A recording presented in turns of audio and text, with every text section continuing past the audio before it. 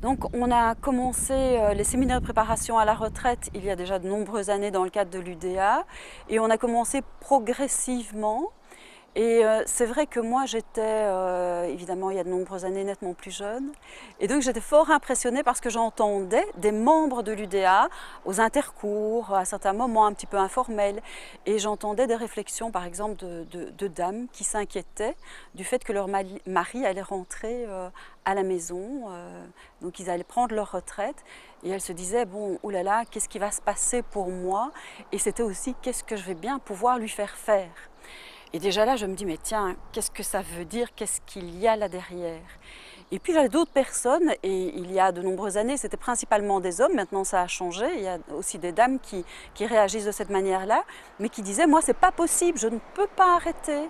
Il faut absolument que vous me trouviez des activités de remplacement, du volontariat, est-ce qu'on ne peut pas être bénévole à l'UDA, enfin peu importe quoi, mais il faut que je sois en activité. Et là aussi, je me dis, mais c'est pas possible, ils ont travaillé toute leur vie. Pourquoi ce besoin de tout de suite s'engager dans d'autres projets? Et donc là, je me suis dit, mais tiens, c'est intéressant, ça suscite vraiment cette étape de la vie, là, cette charnière entre la vie professionnelle et la retraite, suscite pas mal de choses. Et ça vaudrait peut-être la peine de rassembler les personnes autour d'une table et puis en parler. En fait, c'est comme ça que ça a démarré. Quels sont les aspects que toi tu traites, qui sont traités dans ce séminaire?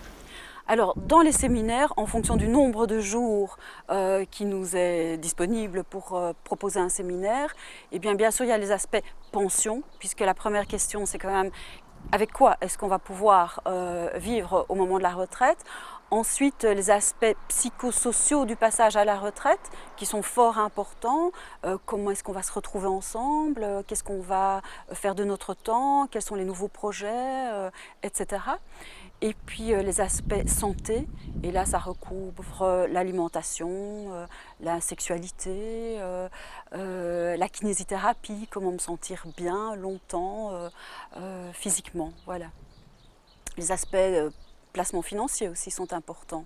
Mais la raison pour laquelle les entreprises inscrivent leur personnel à ce genre de formation, eh bien, je pense que c'est pour davantage marquer leur reconnaissance vis-à-vis de leurs collaborateurs et pour leur donner des outils pour démarrer cette nouvelle étape de la vie qu'est la retraite.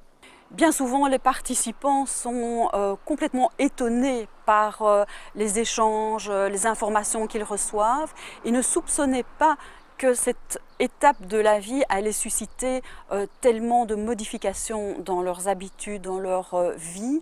Et ils sont vraiment ravis de pouvoir en parler parce que ça soulève pas mal de questions. Et donc on donne en tout cas des pistes de réponse ici dans ces séminaires.